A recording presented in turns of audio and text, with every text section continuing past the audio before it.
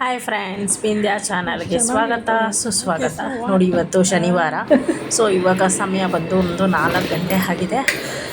ನಾವಿವಾಗ ಹೊರಟಿರೋದು ಬನ್ನಾರಘಟ್ಟದಲ್ಲಿರುವ ಚಂಪಕಧಾಮ ದೇವಸ್ಥಾನಕ್ಕೆ. ಇದು ತುಂಬ ಪುರಾತನವಾದ ಹಳೆಯ ದೇವಸ್ಥಾನ ಮತ್ತು ಬೆಂಗಳೂರಿಗೆ ತುಂಬ ಹೆಸರುವಾಸಿಯಾದ ದೇವಸ್ಥಾನ.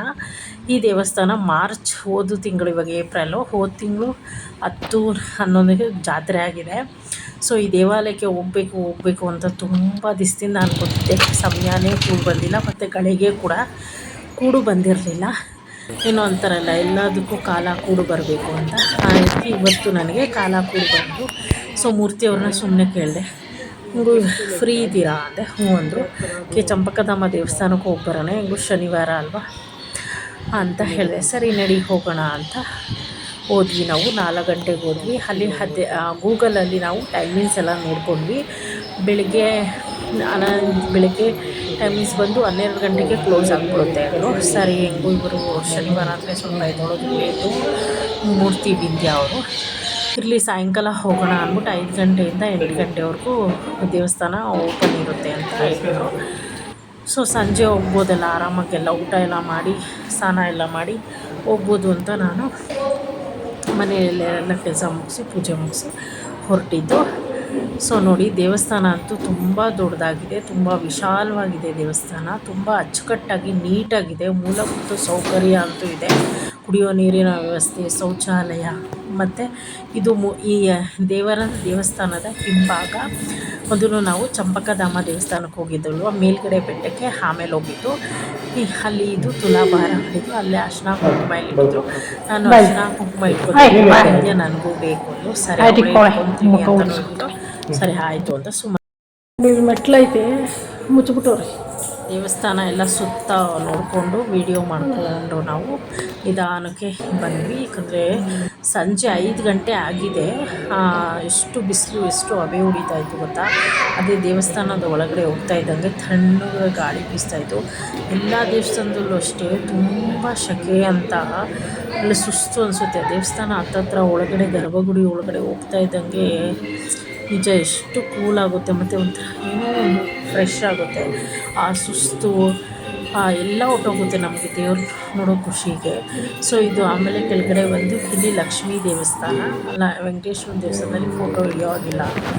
ಸರಿ, ಲಕ್ಷ್ಮೀ ದೇವಸ್ಥಾನಕ್ಕೆ ಬಂದ್ವಿ. ಅಲ್ಲಿ ತಾಯಿ ಮಹಾಲಕ್ಷ್ಮಿ ದೇವಸ್ಥಾನದ ದರ್ಶನ ಮಾಡಿಕೊಂಡು ಆಮೇಲೆ ಅಷ್ಟೊಂದು ಸುತ್ತ ಇರೋದು ಎಲ್ಲ ದೇವ್ರನ್ನ ಉತ್ಸವಗಳಲ್ಲಿ ಮೆರವಣಿಗೆ ಮಾಡೋದು. ನರಸಿಂಹ ಆಮೇಲೆ ಇಲ್ಲಿ ನಾವು ಬೆಟ್ಟಕ್ಕೆ ಹೋಗ್ತಾಯಿದ್ವಿ. ಮೇಲ್ಗಡೆ ಪಕ್ಕದಲ್ಲಿರೋದು ಚಂಪಕಧಾಮ ದೇವಸ್ಥಾನ ಒಳಗಡೆಯಿಂದನೂ ಹೋಗ್ಬೋದು, ಅಲ್ಲೂ ಓಪನ್ ಇದೆ.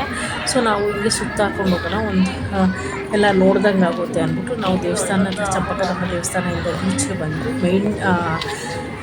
ಮುಖ್ಯ ದ್ವಾರದಿಂದ ಈಚೆ ಬಂದು ಇಲ್ಲಿ ಮೆಟ್ಲು ಮೇಲಿಂದ ಹೋಗ್ತಾ ಇದ್ವಿ. ಸೊ ಜನ ಬರ್ತಾ ಇದ್ವಿ. ಮೊದಲು ಗಣಪತಿ ದೇವಸ್ಥಾನ ಇದೆ ಚಿಕ್ಕದಾಗಿ, ಅಲ್ಲಿ ನಮಸ್ಕಾರ ಮಾಡಿಕೊಂಡು ಮೆಟ್ಲು ಮೇಲೆ ಹತ್ತಿದ್ವಿ. ಸೊ ಚಪ್ಪಲಿನೂ ಹಾಕ್ಕೊಂಡು ಹೋಗ್ಬೋದು, ಅಲ್ಲಿ ಮೇಲ್ಗಡೆ ಬಿಡ್ಬೋದು ಅಂದರು. ಸರಿ, ಬಿಂದೆ ಹೆಂಗೂ ನಡೆಯೋಕ್ಕಾಗಲ್ಲ ಅಂತೇಳಿ ಬರೀಕಾಗುತ್ತೆ. ನಾವು ಶೂಸ್ ಎಲ್ಲ ಚಪ್ಪಲಿ ಹಾಕ್ಕೊಂಡೇ ಹೋದ್ವಿ. ತುಂಬ ಚೆನ್ನಾಗಿದೆ, ತುಂಬ ನೀಟಾಗಿದೆ, ತುಂಬ ಸ್ವಚ್ಛಾಗಿದೆ. ಎಷ್ಟು ಗಾಳಿ, ಒಂದು ಸ್ವಚ್ಛ ಗಾಳಿ ಇದೆ. ಮತ್ತು ಬೆಟ್ಟ ಅಂತೂ ತುಂಬ, ನಮ್ಮ ಬೆಂಗಳೂರಿನಲ್ಲಿ ಈ ಥರ ಒಂದು ಪುರಾತನ ದೇವಾಲಯ ಇರೋದು ನಮ್ಮ ಒಂದು ಖುಷಿ.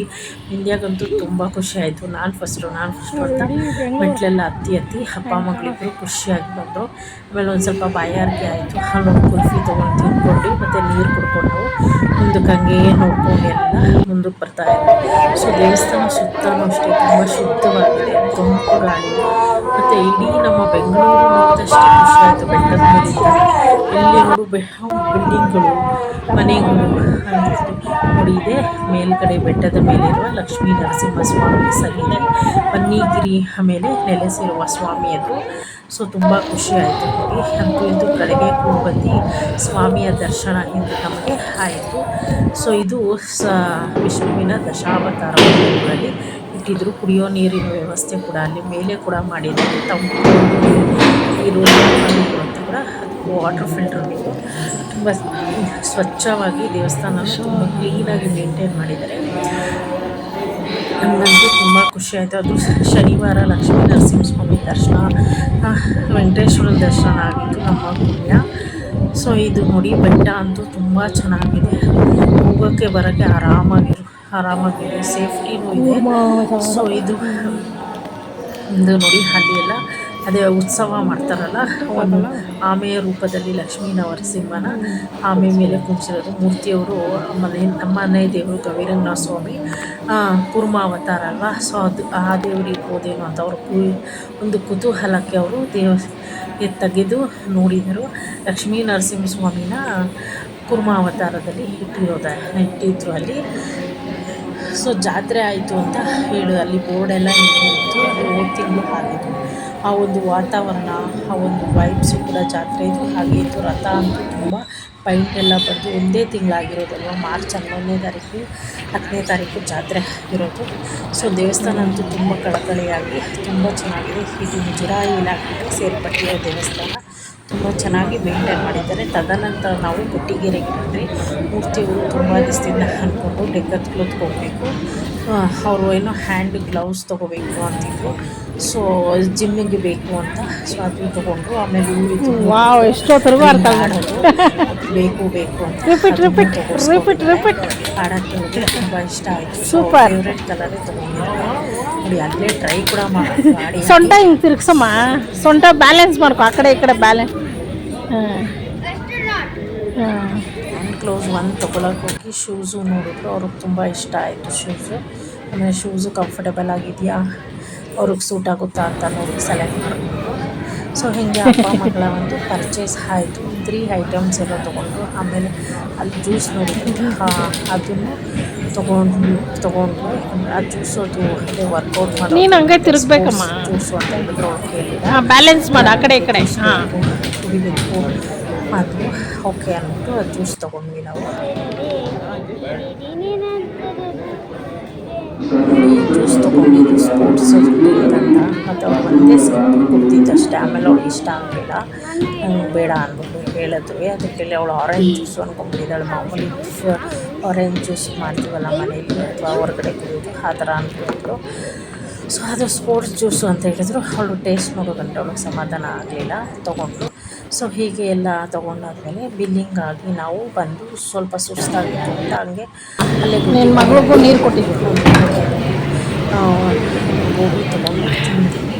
ಆಮೇಲೆ ಇವಳು ಅಲ್ಲೇ ದೇವಸ್ಥಾನ ಹತ್ರ ತೊಗೊಂಡಿದ್ಲು ಇದು ಟಾಯ್ಸು, ಬಬಲ್ಸ್ ತೊಗೊಂಡಿದ್ಯೋ ನೋಡಿ ಇದು ತೊಗೊಂಡಿದ್ದಾಳೆ.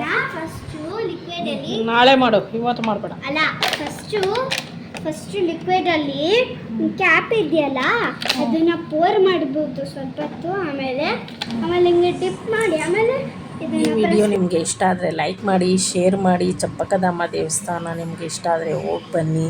ತುಂಬ ಪುರಾತನವಾದ ದೇವಸ್ಥಾನ. ಮತ್ತೆ ರಾತ್ರಿ ಊಟಕ್ಕೆ ಅನ್ನ ಸಾರು ಏನು ಮಾಡೋದು, ಸ್ಪೆಷಲ್ಲಾಗಿ ಮಾಡೋಣ ಅಂತ ನೂಡಲ್ಸ್ ಮಾಡ್ತಿದ್ದೆ. ಸೊ ಇಲ್ಲಿಗೆ ಈ ವಿಡಿಯೋ ನಾನು ಮುಕ್ತಾಯ ಮಾಡ್ತಾಯಿದ್ದೀನಿ. ಎಲ್ಲ ಯಾರಿಗಾದ್ರೂ ಇಷ್ಟ ಆಗಿದ್ದರೆ ದಯವಿಟ್ಟು ಲೈಕ್ ಮಾಡಿ, ಪಕ್ಕದಲ್ಲಿರೋ ಬೆಲ್ ಐಕನ್ ಕ್ಲಿಕ್ ಮಾಡಿ, ವಿಂಧ್ಯ ಯೂಟ್ಯೂಬ್ ಚಾನಲ್ನ ತಪ್ಪದೇ ಸಬ್ಸ್ಕ್ರೈಬ್ ಮಾಡಿಕೊಳ್ಳಿ. ನಾನು ಹೊಟ್ಟೆ ಬಿಟ್ಕೊಂಡು ತಲುಪುತ್ತೆ ಅಂತ ಹೇಳ್ತಾ ಇದ್ದೀನಿ. ಎಷ್ಟು ಕಲಿಸ್ತೀಯ. ಎಲ್ಲರಿಗೂ ಶುಭರಾತ್ರಿ. ಸೊ ಇವತ್ತಂತೂ ವೀಕೆಂಡು ತುಂಬ ಚೆನ್ನಾಗಾಯಿತು, ತುಂಬ ಚೆನ್ನಾಗಿ ಸಂಜೆಯಿಂದ ಸಾಕು ಇದು ಸ್ಪೆಷಲ್ ಡೇನೇ ಅನ್ನಿಸ್ತು. ಸೊ ಇಲ್ಲಿ ಹೋಗ್ತಾ ಇದ್ದೀನಿ, ಊಟ ಆಯಿತು ಅಂತ. ಸೊ ಇವತ್ತು ಸ್ಪೆಷಲ್ ನೈಟ್ ಊಟ ಡಿನ್ನರ್ ನೂಡಲ್ಸ್ ಮಾಡ್ಕೊಂಡು